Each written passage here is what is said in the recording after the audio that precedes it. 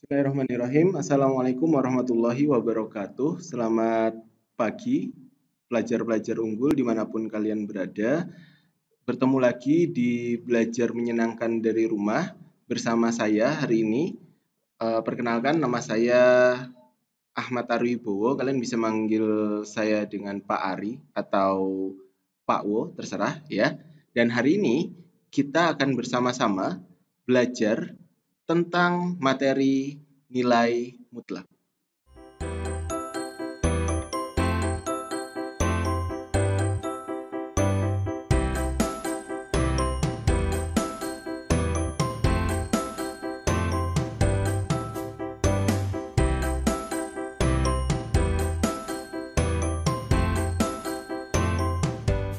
Sebelum kita mulai pembelajaran kita, Bapak ingin mengingatkan untuk tetap menjaga kesehatan di rumah agar kita semua bisa terhindar dari segala macam penyakit dan wabah yang sekarang sedang ada di lingkungan kita.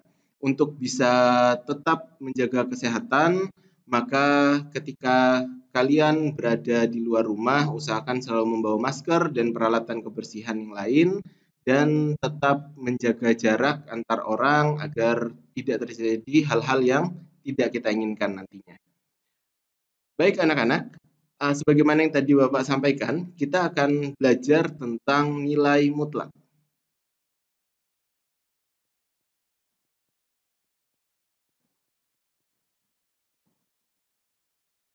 Nilai mutlak ini dipelajari oleh siswa-siswi SMA kelas 10 dalam mata pelajaran matematika wajib.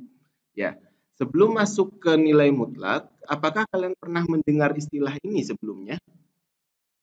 Ya, mungkin sebagian dari kalian ada yang sudah pernah mendengar atau mungkin pernah mempelajarinya di sekolah. Nilai mutlak biasa disimbolkan dengan tanda seperti ini. Ya, yang mana yang merupakan nilai mutlak? Nilai mutlaknya itu adalah tanda kurungnya.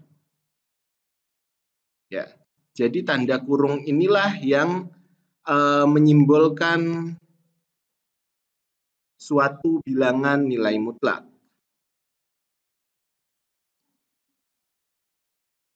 Nah, hari ini kita akan mencoba mencari tahu konsep dari nilai mutlak. Apa itu nilai mutlak? Benda apa itu nilai mutlak? Dan bagaimana nilai mutlak dalam keseharian kita, ya.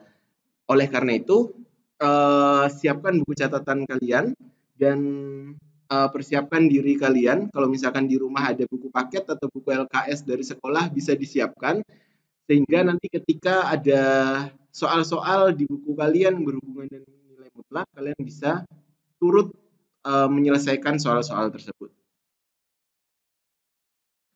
Baik, untuk konsep nilai mutlak,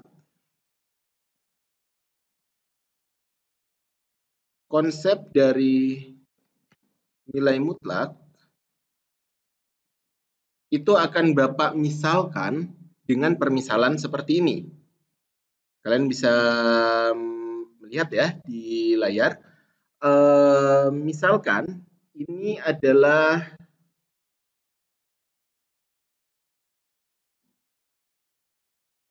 jarak antara Kota Malang ke Kota Batu. Ya, jarak dari Kota Malang ke Kota Batu. Nah, dari Malang ke Batu tepat di tengah-tengahnya misalkan di daerah Tlogomas misalkan. Nah, di daerah Tlogomas ini ada seorang anak bernama, kita misalkan namanya adalah Eca ya. Misalkan saja namanya adalah Eca. Suatu hari Eca ingin pergi ke daerah Batu, ya, daerah Kota Batu. Maka Eca bergerak ke arah kiri, ya, ke arah kiri atau ke arah kanan. Ke arah kanan, betul. Karena di sini di gambar yang Bapak tunjukkan ini, Batu ada di daerah sebelah kanan, maka Eca berjalan ke arah kanan. Kita misalkan Eca berjalan ke arah Batu, itu sejauh 4 km. Sehingga Letaknya Echa sekarang, dia berada di 4 km ke arah Batu. Echa ada di sini sekarang. Ya, dari tempat yang sama, Echa punya teman namanya, kita misalkan namanya Salma. Salma, ketika berpisah dengan Echa, dia tidak ke Batu, tapi Salma ke arah Kota Malang. Salma berjalan sejauh 4 km juga ke arah Kota Malang. Sehingga sekarang Salma berada di jarak 4 km dari titik awal dia berada. Oke, sampai permisalan sini dulu, apakah ada yang tidak jelas? Bapak harap kalian bisa mengerti dengan jelas permisalan ini, ya. Dan kita akan membedah permisalan ini. Kita akan cari tahu. Nah, sekarang ya, pertanyaannya adalah apakah jarak tempuh Echa dan Salma itu sama? Pertanyaan yang pertama, apakah jarak tempuh Echa dan Salma sama? Ya atau tidak? Ya, betul. Jarak tempuh antara Echa dan Salma itu sama. Sama-sama berapa? Jadi Echa dari titik awal ya, dari titik awal di sini ke sini ya, ke titik akhirnya. Oke. Dan Salma dari titik awal ke titik akhirnya itu sama-sama 4 km. Ya, jadi jawabannya adalah ya. Sama-sama 4 km. Oke, pertanyaan yang selanjutnya. Apakah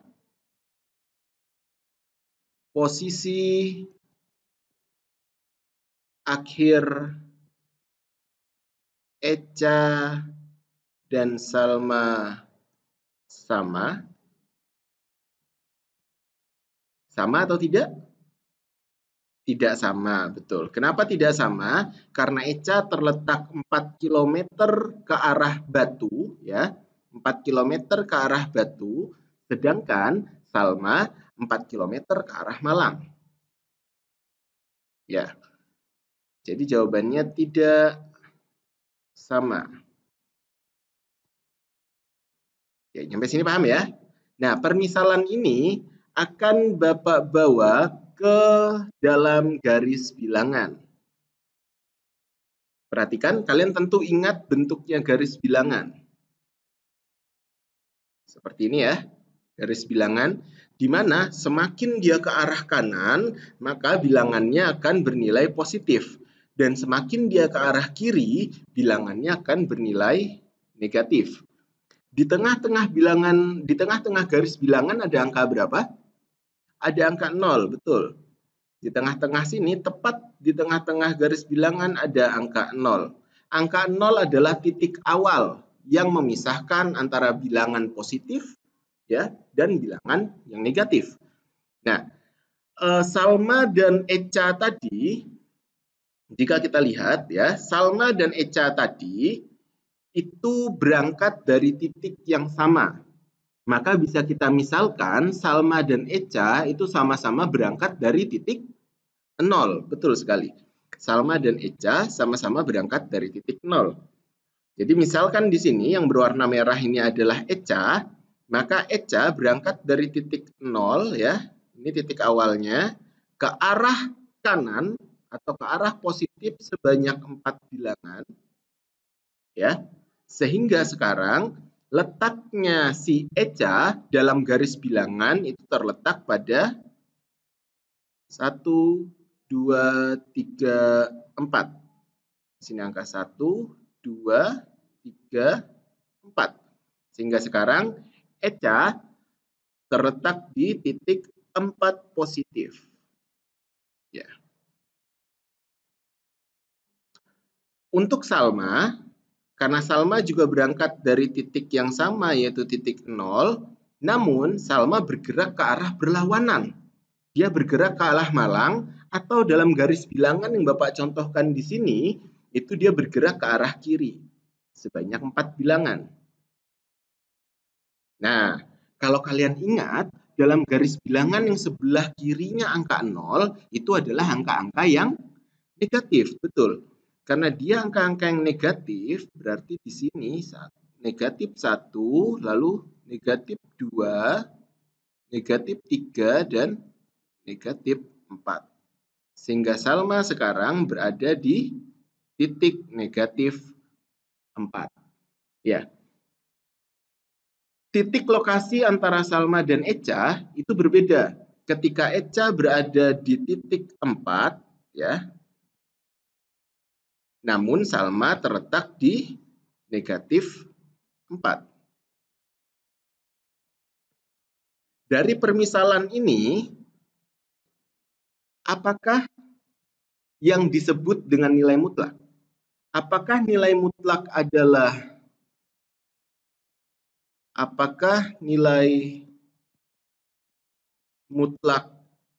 adalah jarak, atau apakah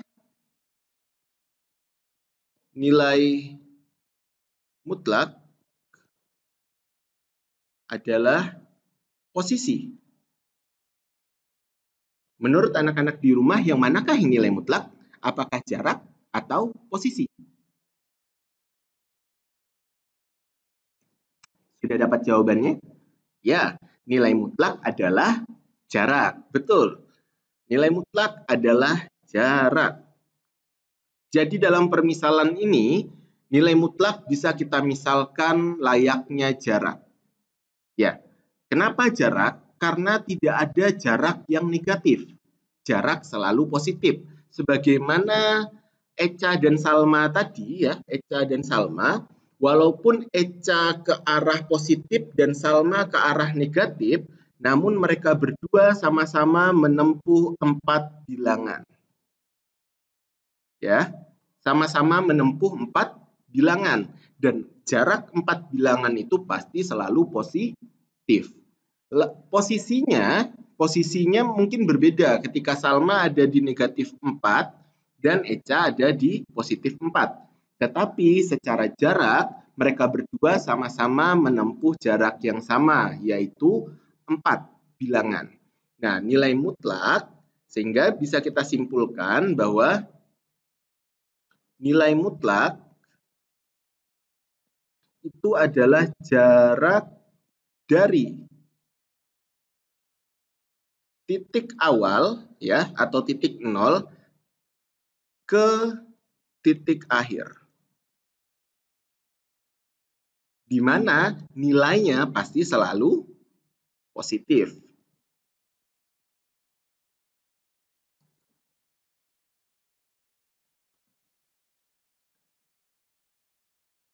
Oke, sampai sini bisa dipahami anak-anak? Ya, nilai mutlak dapat kita pahami dengan jarak dari titik awal ke titik akhir benda tersebut berada, sehingga nilainya pasti selalu positif. Nah, karena nilainya pasti selalu positif, kita akhirnya bisa menyimpulkan simbol nilai mutlak dari X itu pasti akan X ketika X-nya positif. Lalu muncul pertanyaan, Pak, bagaimana jika nilai X adalah negatif? Contohnya seperti ini. Ketika nilainya adalah negatif X, ya, nilai mutlak dari negatif X, maka jawabannya tentu pasti menjadi positif. Ketika nilai mutlaknya kita hilangkan, dia menjadi negatif dari negatif X. Sama dengan X. Kita masuk ke contoh soal supaya anak-anak di rumah bisa lebih memahaminya. Contoh soal. Bisa dilihat di contoh ya. Nomor 1. Carilah nilai dari A. Nilai mutlak 5. B. Nilai mutlak negatif 2. C. Nilai mutlak 203. Dan D. Nilai mutlak negatif 57. Carilah nilai dari nilai mutlak masing-masing ini. Sekarang kita lihat. Ketika nilai mutlak 5, ya, yang kita lihat adalah yang ada di dalam sini. Apakah dia sudah positif? Betul, dia sudah positif. Kalau sudah positif, maka jawabannya adalah 5. Gampang? Gampang, ya. Ketika yang sekarang kita masuk ke yang nomor selanjutnya, yang B. Kita lihat yang ada di dalam nilai mutlak. Apakah nilainya sudah positif? Belum, karena dia belum positif, nilai yang ada di dalam nilai mutlak itu adalah negatif, maka kita tuliskan negatif dari negatif 2. Sehingga hasilnya adalah 2. Ya, yang pertama tadi jawabannya 5, yang kedua jawabannya 2. Baik. Begitu juga dengan C dan D. Ya, tentu anak-anak di rumah sudah bisa menebak kan jawabannya berapa? Untuk yang C jawabannya berapa? Betul, jawabannya 203. Untuk yang D, pintar. Apakah mudah nilai mutlak? Tentu mudah. Ya.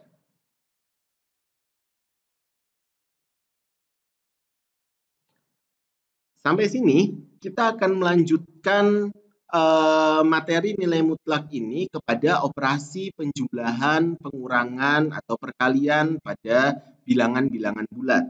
Ya, kita misalkan diketahui ada 3 ditambah 2, ya, untuk yang pertama.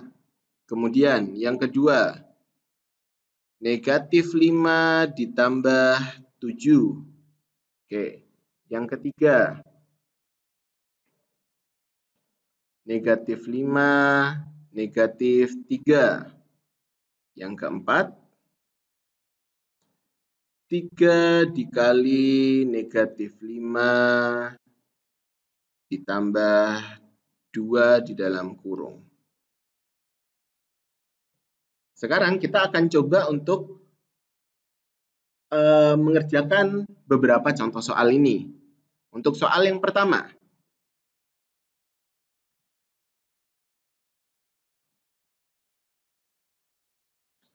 nilai mutlak dari 3 ditambah 2. Anak-anak bisa mengerjakannya dengan langsung menjumlahkan bilangan yang ada di dalam nilai mutlak. Sehingga jawabannya adalah nilai mutlak dari 5. Berapakah nilai mutlak dari 5? Betul, nilai mutlak dari 5 adalah 5. Sehingga jawaban dari nilai mutlak 3 ditambah 2 itu adalah 5. Masuk ke soal selanjutnya. Untuk soal yang B. Nilai mutlak dari negatif 5 ditambah 7. Sama seperti yang soal sebelumnya, kita dapat mengerjakan yang ada di dalam kurung dulu, yang di dalam nilai mutlak dulu operasinya. Negatif 5 ditambah 7 itu berapa? Betul, negatif 5 tambah 7 hasilnya adalah 2. Sehingga nilai mutlak negatif 5 ditambah 7 itu sama dengan nilai mutlak dari 2. Nah, berapakah hasil dari nilai mutlak 2? Betul sekali, hasil dari nilai mutlak 2 adalah 2. Kita lanjut ke soal selanjutnya.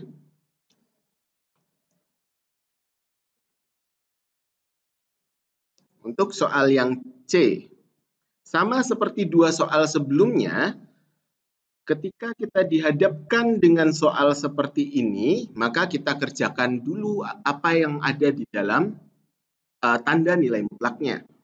Nah, nilai mutlak negatif 5 dikurangi 3. Kita kerjakan dulu negatif 5 dikurangi 3. Berapa negatif 5 dikurangi 3, anak-anak? Negatif 5 dikurangi 3, hasilnya adalah 2. Bukan. Coba cari lagi. Negatif 5 dikurangi 3. Negatif 8, betul. Negatif 5 dikurangi 3, hasilnya adalah negatif 8. Nah, ada angka negatif di dalam nilai mutlak. Sebagaimana konsep yang tadi kita bahas, maka nilai ini kita sama dengankan ketika nilai mutlaknya dihilangkan, maka nilai ini sama dengan negatif dari negatif 8. Berapa hasilnya? Negatif dari negatif 8 hasilnya adalah 8. Pintar sekali. Masuk ke contoh soal yang terakhir. Nilai mutlak dari 3 dikali buka kurung negatif 5 ditambah 2 tutup kurung sama dengan, nah, sebagaimana operasi penjumlahan, perkalian, dan pengurangan pada umumnya, setiap operasi yang ada di dalam tanda kurung, maka itu dikerjakan lebih dulu. Maka dalam soal ini kita kerjakan terlebih dahulu yang ini. Negatif 5 ditambah 2. Oke, nah negatif 5 tambah 2 kita kerjakan terlebih dahulu sehingga hasilnya adalah negatif 3. Betul. Nah, selanjutnya kita mengalihkan 3 dengan negatif 3. Berapakah 3 dikali negatif 3? Negatif 9. Baru ini kita hitung nilai mutlaknya. Negatif 9 berarti negatif dari negatif 9 sama dengan 9. Pintar. Alhamdulillah, anak-anak sudah memahami bagaimana konsep dari nilai mutlak. Apakah sampai sini ada yang masih dibingungkan? Oke, jika sudah tidak ada yang ditanyakan atau dibingungkan oleh anak-anak, sekarang kita akan coba menyelesaikan masalah dalam keseharian kita yang mungkin berhubungan dengan konsep nilai mutlak.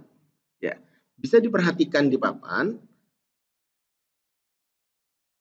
Bapak punya soal cerita tentang seekor bekicot. Tahu bekicot? Ya, bekicot yang seperti siput ya bentuknya. Nah, seekor bekicot diceritakan akan menaiki tiang bendera dimulai awal tanggal 5 Agustus. Jika pada tanggal ganjil, bekicot itu naik setinggi 6 meter, ya, dan pada tanggal genap, dia turun sejauh 4 meter, maka ia akan tiba di puncak tiang bendera tepat pada akhir tanggal 17 Agustus. Pertanyaannya, yang pertama, berapakah tinggi tiang bendera tersebut? Lalu yang kedua, berapakah jauh perjalanan yang sudah ditempuh bekicot mulai tanggal 5 Agustus sampai tanggal 17 Agustus? Oke, kita coba untuk mengerjakannya.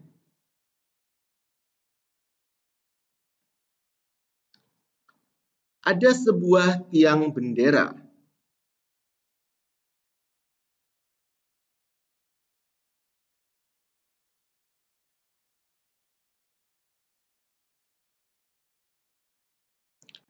Pada tanggal 5 Agustus, bekicot itu mulai menaiki tiang bendera ini.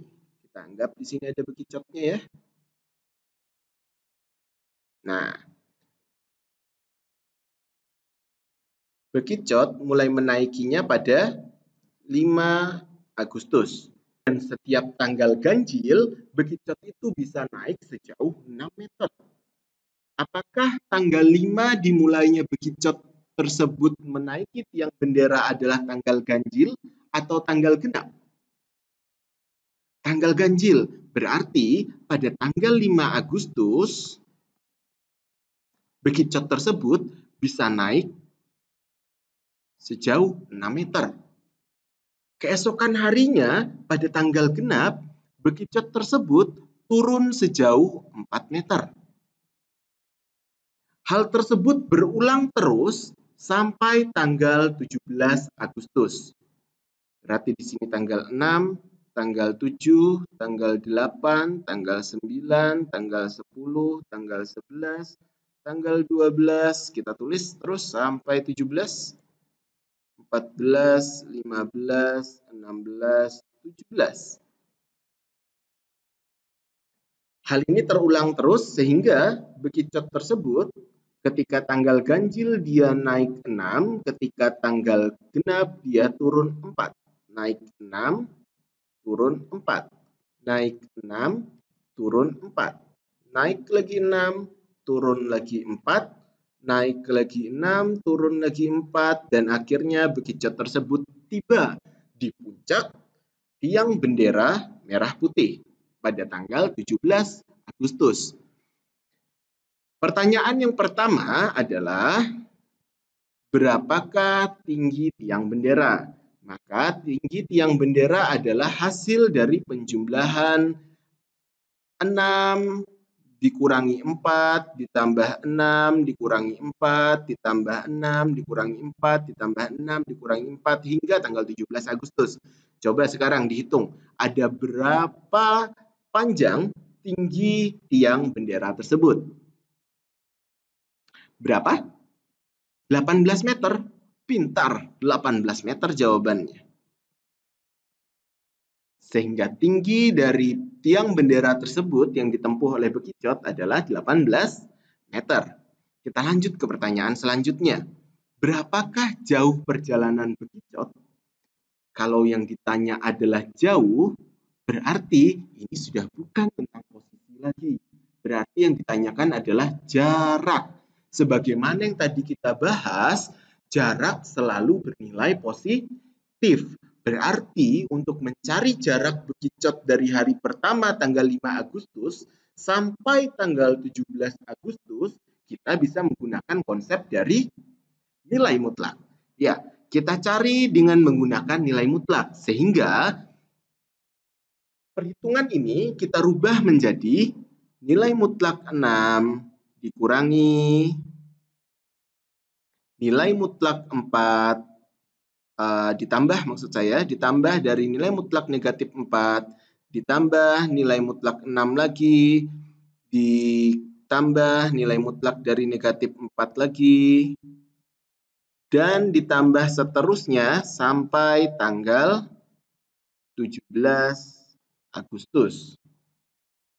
Nah, sekarang kita jumlahkan. Berarti ini dijumlahkan semuanya. Kenapa? Karena negatif 4 di sini dia pasti berubah menjadi positif 4. Betul. Berarti dia menjadi 6 ditambah 4 ditambah 6 ditambah 4 ditambah 6 ditambah 4 ditambah 6 ditambah 4 ditambah 6 ditambah 4 tambah 6 ditambah 4 ditambah 6. Ya, tanggal 5, tanggal 6, tanggal 7, tanggal 8, tanggal 9, tanggal 10, tanggal 11, tanggal 12, tanggal 13, tanggal 14, tanggal 15, tanggal 16, tanggal 17. Ya. Lengkap sudah semuanya? Sekarang kita jumlahkan. 10, 20, 30, 40, 50, 66. Sehingga jawaban dari jarak yang ditempuh oleh bekicot adalah 66 meter. Baik anak-anak, untuk soal cerita tentang bekicot, apakah sudah paham? Alhamdulillah. Nah, karena materi tentang konsep nilai mutlak sudah kalian ikuti, untuk memastikan kalian paham tentang materi ini, Bapak akan memberikan sedikit oleh-oleh untuk kalian coba di rumah. Silahkan diperhatikan di layar. Untuk latihan di rumah, anak-anak bisa mengerjakan 5 soal ini. 5 soal ini nanti silahkan dikerjakan dan insya Allah akan kita bahas di pertemuan selanjutnya dengan Bapak. Dan nanti kita akan membahas lanjutan dari konsep nilai mutlak, yaitu tentang persamaan dan pertidaksamaan dari nilai mutlak.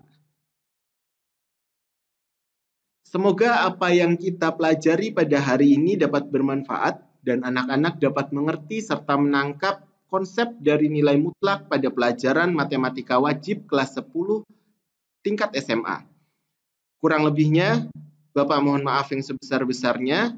Always lillah and stay mumtaz. Assalamualaikum warahmatullahi wabarakatuh.